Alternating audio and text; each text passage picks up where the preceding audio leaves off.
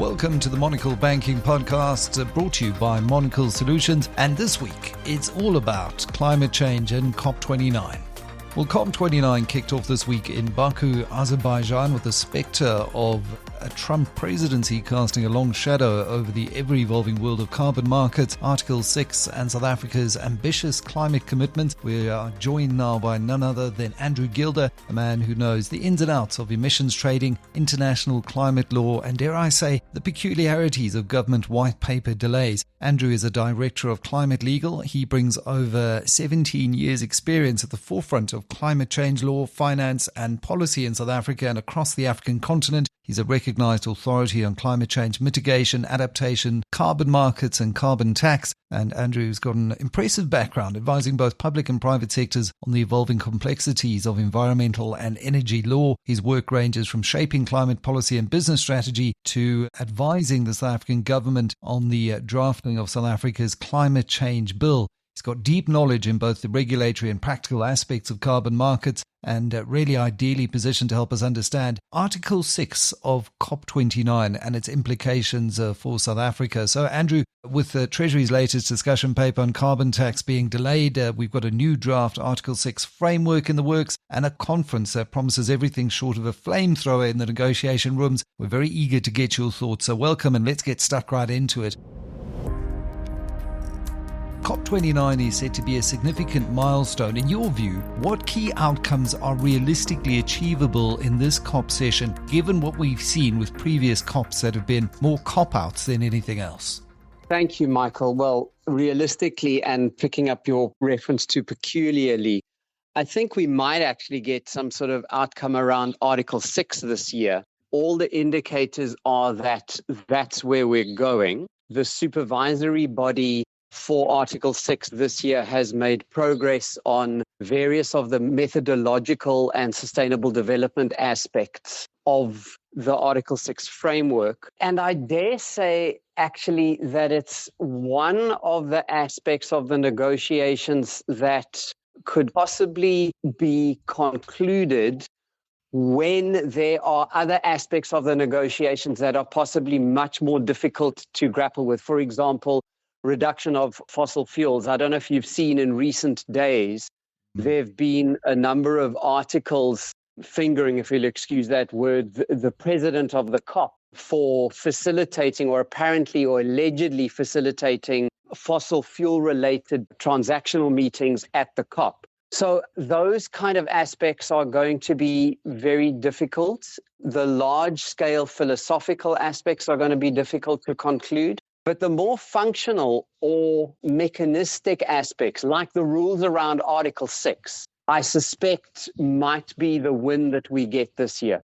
And that would be a fairly substantial win. But yeah, I do note, I think it was in the Financial Times, saying that as the host of COP29, Azerbaijan, obviously heavily reliant on oil and gas revenues, there are concerns about its commitment to prioritize discussions on fossil fuel phase out, as evidenced by the absence of specific mentions of fossil fuels or renewable energy in speeches delivered by its chief negotiator. But for all of those who are not climate policy wonks and haven't been following every single COP since the first one, Article 6 of the Paris Agreement really facilitates voluntary, doesn't it, international cooperation among countries to achieve their climate targets, which are known as nationally determined contributions, or NDCs. And as far as I understand it, this can occur through either market-based mechanisms like carbon trading or non-market approaches, enabling countries to collaborate on emission reduction projects. South Africa's draft Article 6 framework, at least, seems geared towards establishing a clear domestic carbon offset market aligned with international standards. Could you just expand on how this framework balances domestic interests with the global carbon market's interoperability requirements?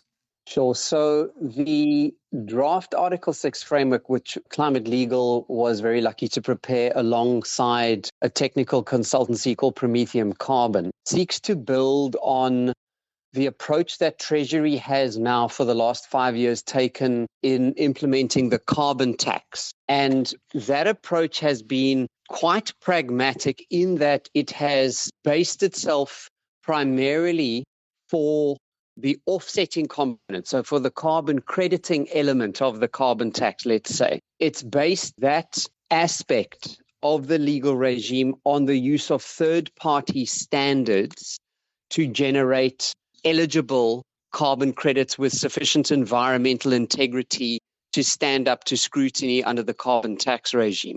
So what that means is that instead of trying to recreate a domestic project cycle, Treasury has said if you want to use a carbon credit for compliance with part of your carbon tax liability, then you must go and get that carbon credit from a South African-based project that is registered and issuing carbon credits under one of the internationally acceptable standards. For example, the verified carbon standard managed by Vera or the gold standard. Previously, we also, under the carbon tax legal regime, were using the clean development mechanism, but what is now called the Paris Agreement crediting mechanism under Article 6.4 of Paris will also now be brought into that set of standards that can be used in the South African carbon tax. And all of that whole idea, that pragmatism has been brought into the Article 6 framework. So the idea of using existing third-party internationally recognizable standards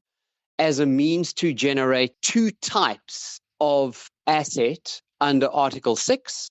The first one is called an internationally transferred mitigation outcome under Article 6. And ITMO, I mean, where would we be without our acronyms? And ITMO is an instrument that facilitates what you described in your introductory comments, which is that voluntary cooperation between countries around mitigation. So an ITMO is the mitigation outcome.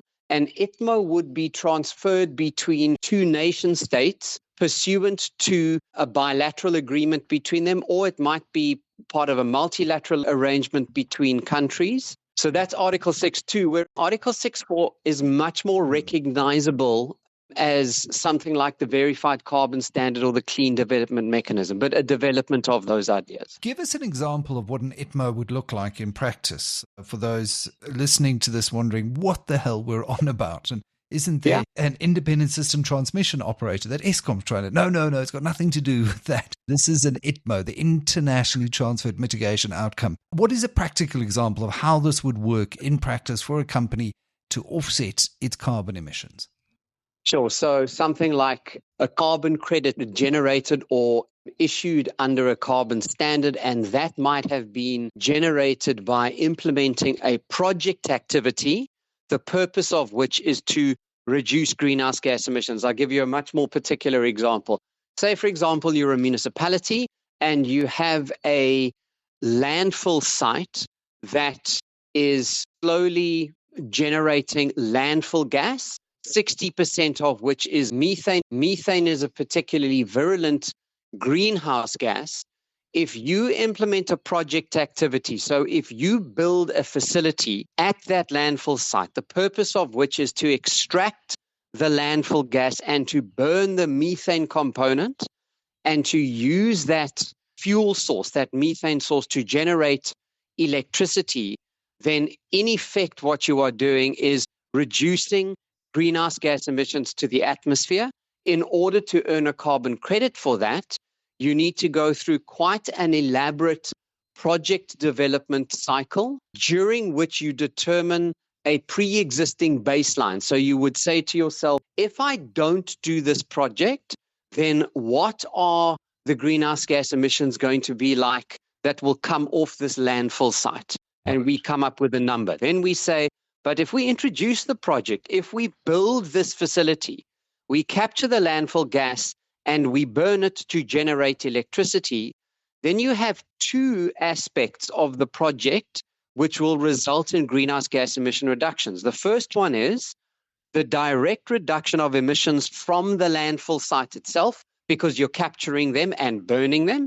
And the second one is you are offsetting a part of Eskom's fossil fuel heavy grid because you're generating electricity from a renewable source, which means that whoever uses that electricity doesn't need to use Eskom electricity again. So that, in a nutshell, is the carbon credit. And ITMO will be a very recognizable carbon credit under Article 6.2, which is state-to-state transactions, whereas the very same carbon credit under Article 6.4 is also something that can be done and used in private transactions. So your example, your question around the private company. So that's the real difference here between 6.2 and 6.4. It's not just an accounting framework difference. Then we get to Article 6.8, which establishes a work program for non-market approaches. What's Article 6.8 all about? So the idea of 6.8, which I must admit is still in formulation, 6.8 was an evolution of the idea around markets and the utilization of market mechanisms to raise funding and financing to apply to climate change activities. As you said, it's non-market. And the idea around Article 6.8 would be funding or financing provided from one country to another to support something like a programmatic policy intervention around better waste management, for example. So it's around macro scale policy and regulatory interventions that might be necessary in certain countries where those countries don't have the existing resources to fund those kind of activities.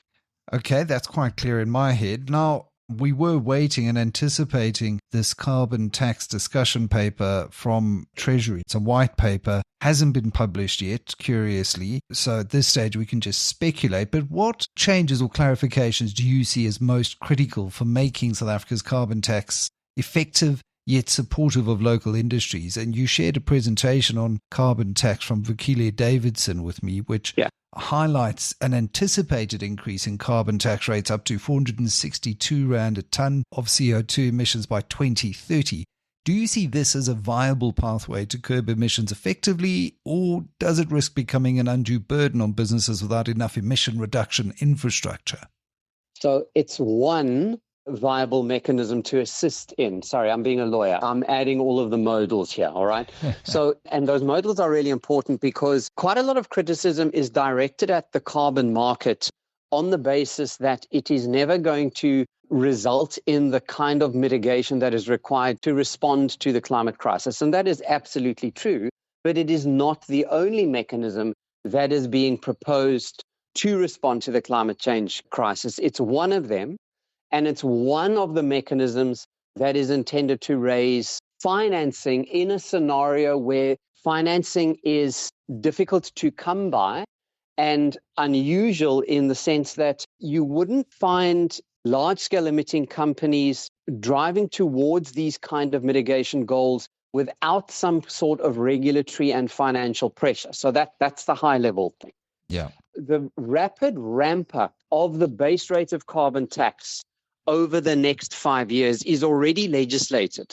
So that 462 Rand a tonne is already part of the base rate of the Carbon Tax Act, with the flexibility retained by Treasury to vary that rate as we go on. Vary would mean up or down, but I would be very surprised to see them varying it down, particularly where, in light of what we understand to be the increasing cost of carbon, both internationally and locally. Now, I'm going to answer your question about what is the most interesting thing that we are expecting to see coming out of Treasury and the pending white paper. So the white paper will talk about the future of the carbon tax legal regime, phase 2 of which will kick off in 2026. The way the Paris Agreement works is that it incentivizes, for various reasons, it incentivizes a much more particular and interventionist approach to domestic carbon markets by national governments. Now, South Africa Treasury has already done this. It's intervened into the local carbon market, or at least what it did was it imposed a carbon tax, one element of which is the carbon offsetting allowance, and possibly by virtue of an unintended consequence, re-established or reignited a carbon market in this country that had been dormant for some years. Now, that is all by way of background to say The single most interesting thing that is referenced in that set of slides that you mentioned and that we are hoping to see discussed in the white paper is the extent to which Treasury will be looking to regulate carbon credits and the trade in carbon credits in a context where that trade has been largely unregulated up until now. Let me be clear. It doesn't mean that that trade has been devoid of law. On the contrary, for the last 20 years or so, we've been involved in primarily over-the-counter trades of carbon credits in South Africa based on the primary principles of property and commercial law in the country. And those trades have primarily considered carbon credits to be in the nature of a commodity. Right. Now, one of the choices that Treasury is faced with is whether it should continue down the road of regarding carbon credits as a commodity and perhaps formalize that approach, or alternatively to regard a carbon credit as a security to which much higher levels of FSB oversight are applicable. So we actually stand at quite an important juncture in the development of the domestic carbon market, because it is beyond time that Treasury intervenes and applies much more regulatory pressure around the carbon market and what happens. But there's a really important balancing act that Treasury needs to consider, because going in one direction might support the future of the market. And the market is a good thing. I mean, apart from anything, Treasury brought in about 2 billion rands worth of carbon tax over the last financial year. So it's not insubstantial. The other alternative is that Treasury makes decisions that are a hindrance to the market because they impose greater levels of oversight and requirements, financial requirements on project developers in the context where those project developers' primary objective is to develop carbon credits, not to be, for example, financial service providers.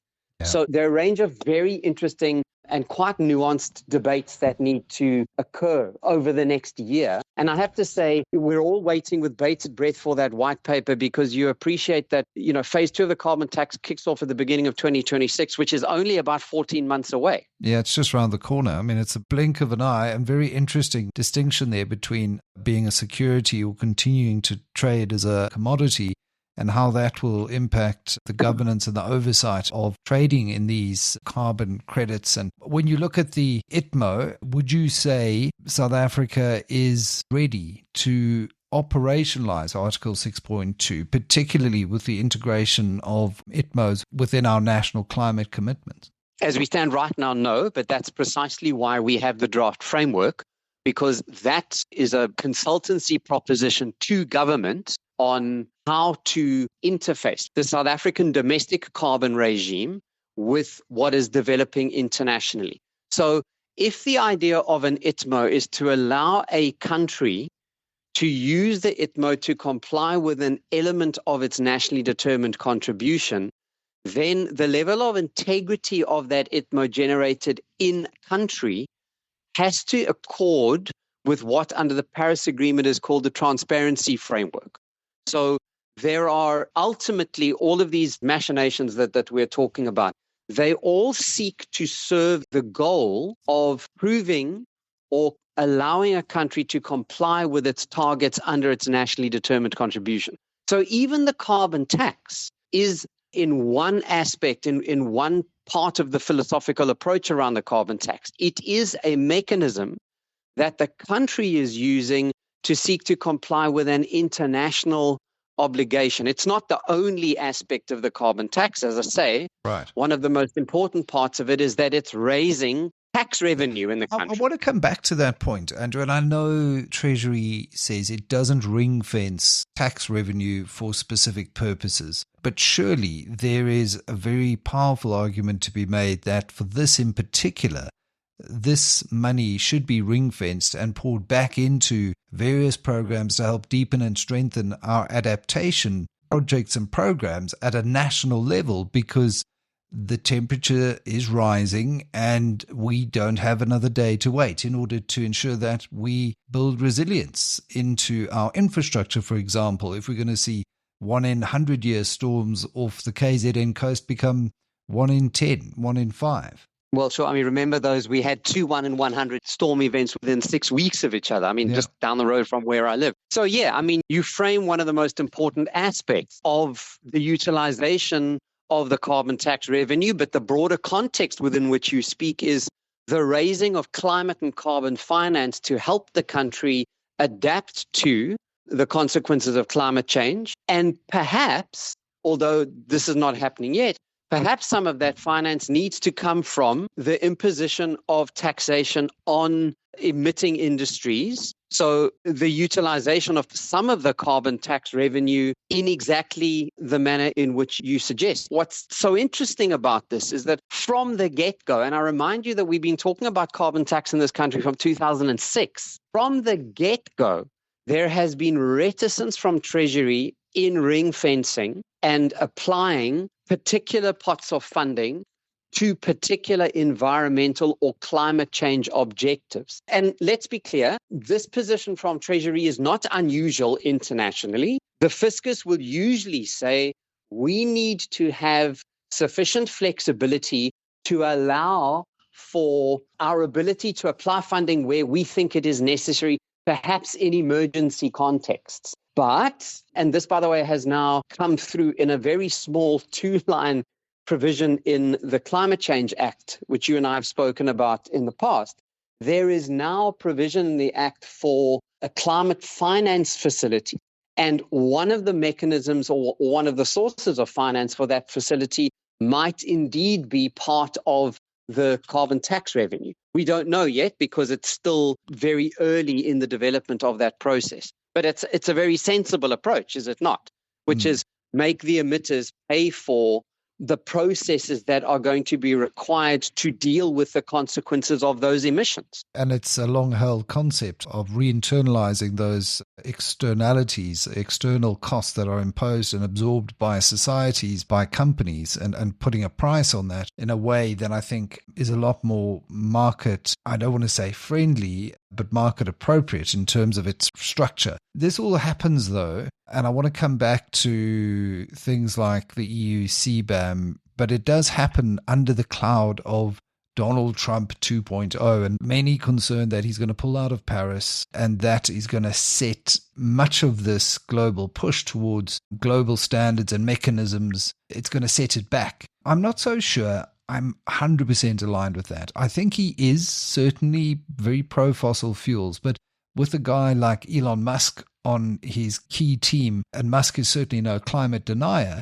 I just wonder whether or not he will withdraw the US. How do you see Donald Trump 2.0 impacting all of this at COP29?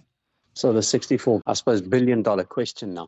Look, I mean, you recall that he did remove the US the last time, or at least he tried to remove the US. Very famously, the quote was, I am, the president of Pittsburgh, not Paris. The answer to your question lies in the extent to which the Biden administration has been able to entrench climate appropriate or climate supportive policies within existing programs within the US government. So the extent to which, if a new Donald Trump administration is intent deliberately on dismantling the Biden legacy, the extent to which it can achieve that in a time frame of less than 4 years. That's the first comment, and so the answer is out on that. But look, I tend to be very glass half full here, and I mean, let me clarify that because I don't believe in or trust Donald Trump. What I do think, though, is that the climate regime is sufficiently robust and has within it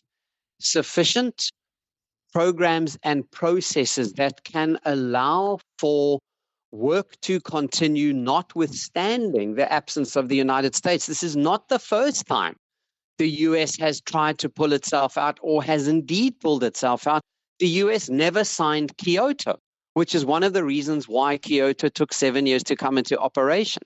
But that didn't stop development and progress under the Framework Convention on Climate Change. Yes, if you're a particularly vociferous critic, you will say we've spent the last 25 years talking about things and not doing anything. I don't think that's entirely true. If, for example, you look at a microcosm of climate change regulatory development in country. Let's just look at South Africa. Why does the Climate Change Act look the way it does? Why does it have a 6-component mitigation system that does the things that it's intended to do? Why does it have such a very large focus on adaptation? And why is that focus all the way down to municipal level? Well, the answer is not because we made that up. It's because those are the approaches that are used under the Framework Convention on Climate Change, the Kyoto Protocol, and the Paris Agreement. So on one level, that evolution of law and thinking at the international level has directly influenced what countries are doing today. In fact, quite a lot of research has been done on this, tracking the evolution of domestic climate change legal regimes back to what's going on at the international level. So we've got this, if you like, a vertically integrated, not entirely, but the aspiration is a vertically integrated international and set of domestic legal regimes that are all seeking to achieve a common purpose, which is a positive global response to climate change. If the US is not part of that, certainly for the foreseeable future, then fine. Does that mean we all need to throw up our hands and go and throw ourselves into the sea? No, of course not. What it does do is elevate the importance of the work that everybody else has done and is going to do. And I would not be very surprised if the likes of the European Union, particularly the EU, has put plans in place, has seen a second Donald Trump presidency coming down the road, and has put policy and other plans in place to deal with this, including the CBAM, which you mentioned, the Carbon Border Adjustment Mechanism, which, of course, has really interesting consequences for South African industry too. Yeah, 50 billion worth of exports. That is the latest number that I've seen through the transition period through to 26, 27, and probably more as the amount grows as well. So what I'm hearing you say is it might only be 4 tough years and the world will carry on spinning. It is the world's largest emitter, but who knows what will happen after that 4-year period. It is disappointing to see Xi Jinping is also avoiding COP29, as is Ursula von der Leyen this year. And I've just got to ask you, are people becoming a little bit COP jaded? People have been COP jaded for years. No. So, yes, I think people are a bit COP jaded. And I think there's quite a lot of pessimism around this COP because it's, in Baku, and because last year's COP presidency also didn't cover itself in glory in pushing very firmly back against fossil fuels. One of the reasons is because the Dubai economy relies very heavily on that.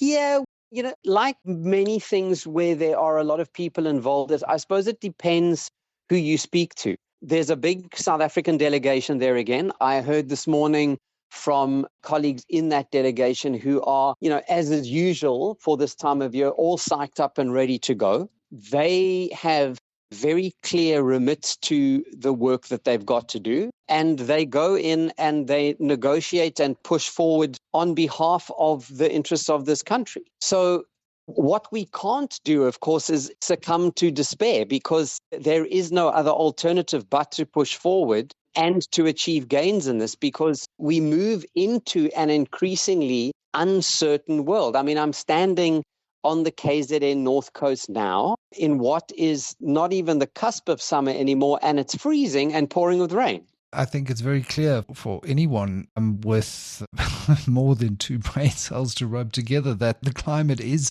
changing and we need to be able to respond and adapt and create mechanisms. And to your earlier point, we are. If you look at the change that we've seen, the JSE now has a ventures carbon market. It allows participants to buy and sell renewable energy certificates and carbon credits.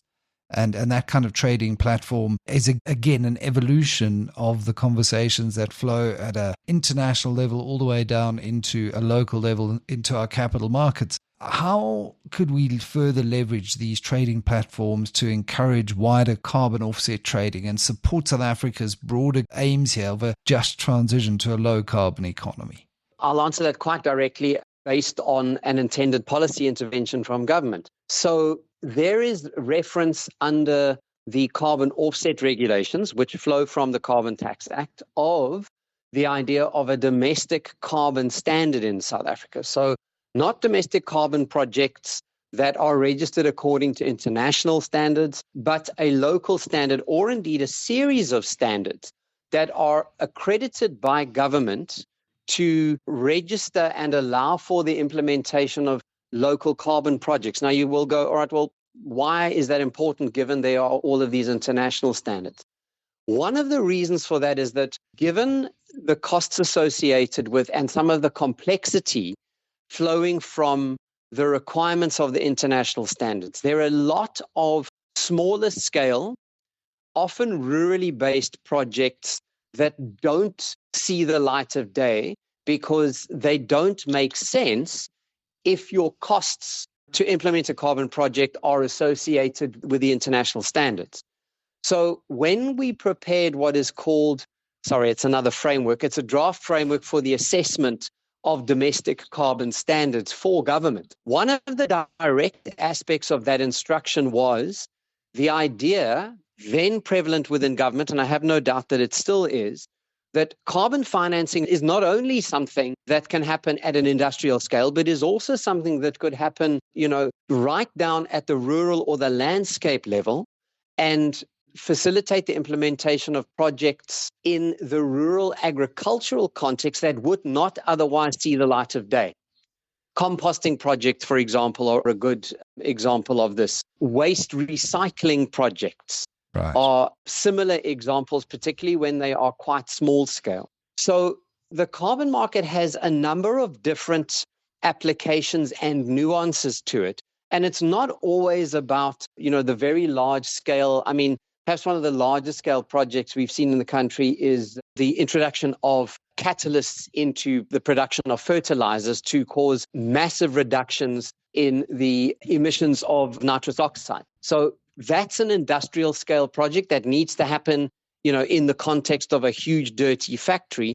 But that's not the only aspect of the carbon market.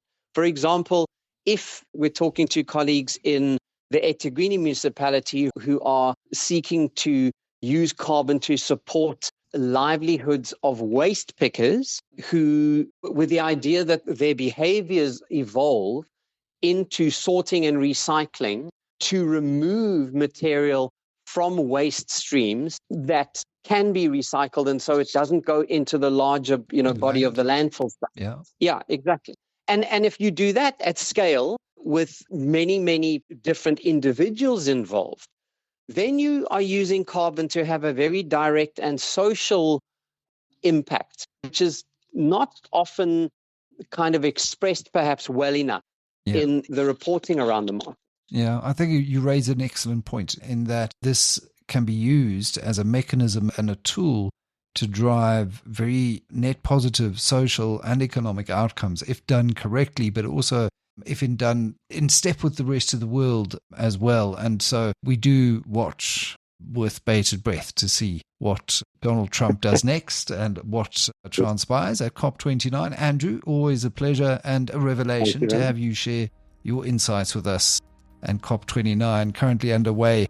South Africa's climate agenda feels more critical than ever. Thank you for walking us through the maze of Article 6 carbon tax and what the future might hold. We'll be keeping our fingers crossed for a few more clear policies, a bit less paperwork, and perhaps even some cooperation at the global table. Take care. That was Andrew Gilder, director and co-founder of Climate Legal, talking all about COP29 and Article 6 in this week's episode of the Monocle Banking Podcast, brought to you as always by Monocle Solutions. Remember to like and subscribe. We'll see you next week for more from the world of finance and insurance. From me, Michael Avery, have a great week.